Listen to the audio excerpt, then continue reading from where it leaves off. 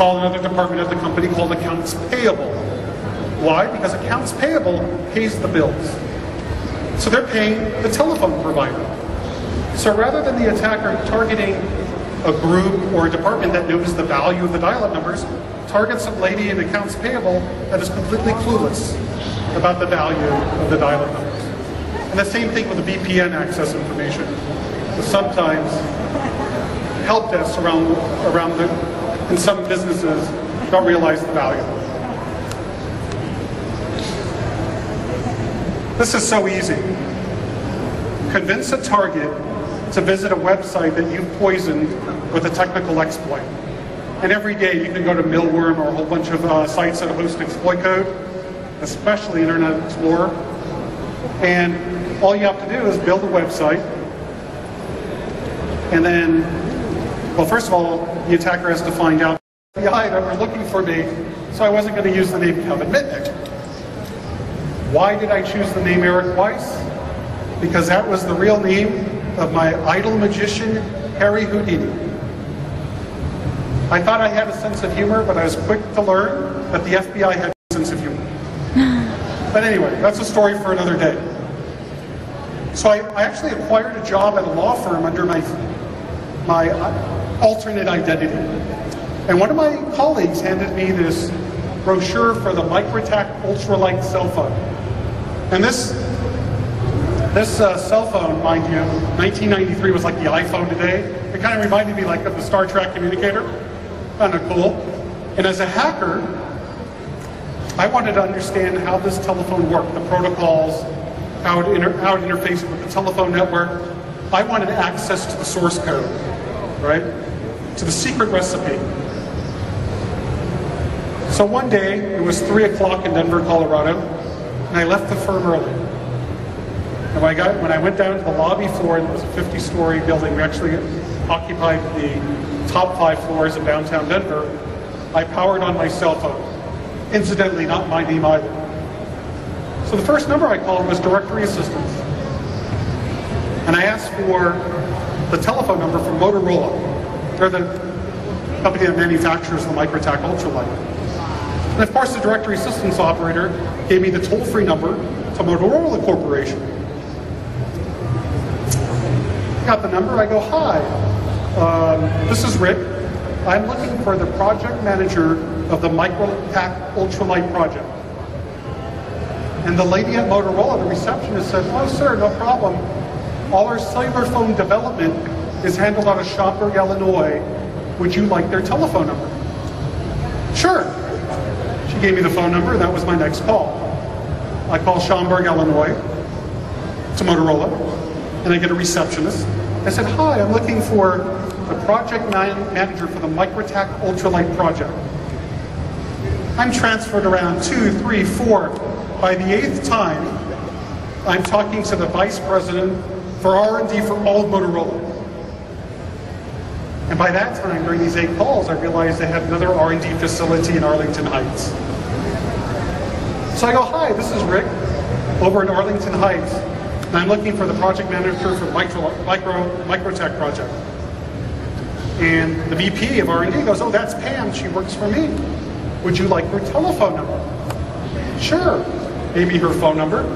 He goes, can I help you with anything else? I go, no, that was it. Thank you very much. Call ends. So who's my next call to? I call Pam.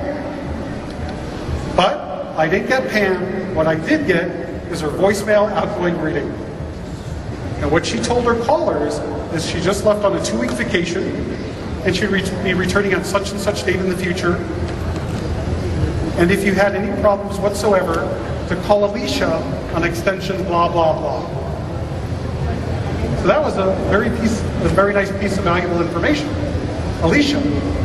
So who's my next call to? Alicia. I go, hi, Alicia, this is Rick with R&D in Arlington Heights. How are you doing today? She goes, fine, how are you, Rick? I go, I'm doing great. I said, did Pam leave on vacation yet? Because when I spoke to her a week ago, she said she might be on vacation for a couple weeks. Oh, she did leave on vacation. Well, she was supposed to send me the source code to the Microtac Ultralight before she left, but she told me If she didn't get around to doing it because she was really under the gun to get things done before she left on vacation, I could call you and you would help me out. So by this time, I'm walking down the street in downtown Denver. There are horns honking. It's outside. It's not like in a business environment. So this next question kind of caught me by surprise. She goes, Rick, what version do you want? And I had no idea what the version numbers were because I didn't actually research that. So I asked Alicia, I go, how about the latest and the greatest? So she's typing on her computer 5, 6, 7 minutes. And she comes back and she goes, okay, Rick, I found the latest source code tree for the MicroTac Ultralight. But there's a problem. I go, what is it? She goes, there are hundreds of directories, and within those directories there are hundreds of files. I go, do you know how to use tar and gzip? Like WinZip under Windows? She goes, no, what's that? I said, would you like to learn how to use tar and gzip? She goes, yeah, will you teach me? And I became her instructor for the day. So after today's lesson, we had a 3 megabyte file of the source code that I had wanted. So my next question to Alicia was, you know how to use a program called FTP? She goes, you mean file transfer program, right? And I go, yeah, precisely. And mind you, this was not prepared. I did this extemporaneously, just off the cuff. So I had no place for her to transfer the code, right? Then I remembered I had an anonymous account at some university in Colorado, but I couldn't give Alicia, please FTP at hacker.colorado.edu. That's a little bit suspicious, right? But fortunately, I had a great memory for remembering numbers, and I actually remembered the IP address. So I said, Alicia, try opening a connection to this IP address, walk her through the process. And each time, she tried 3 or 4 times, it just sits there where it's trying to open the connection. There was no connectivity. And then she goes, Rick, she goes, I think what you're asking me to do is a security issue. I'm going to go talk to my security manager. I'll be right back. And I go, no, no, no. But it was too late. I was already on hold. And I'm thinking, well, as soon as she tells somebody else what I'm asking her to do, they're going to yell at her. So 4 minutes pass, 5 minutes pass. And you know, when you're nervous waiting on a call, that time seems like 20 minutes. So I'm thinking, maybe they're hooking up a tape recorder.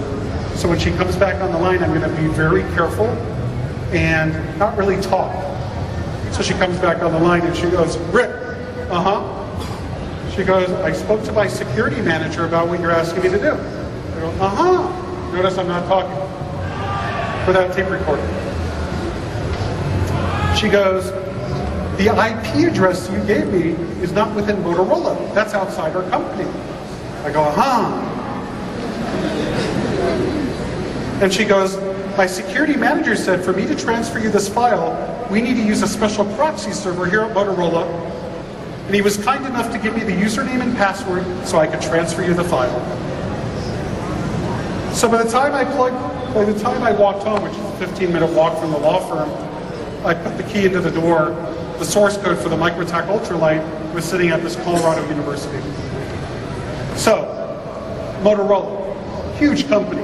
Do they have firewalls? Yes. Do they have IDS? Yes. Do they use RSA Secure ID to protect their whole campus?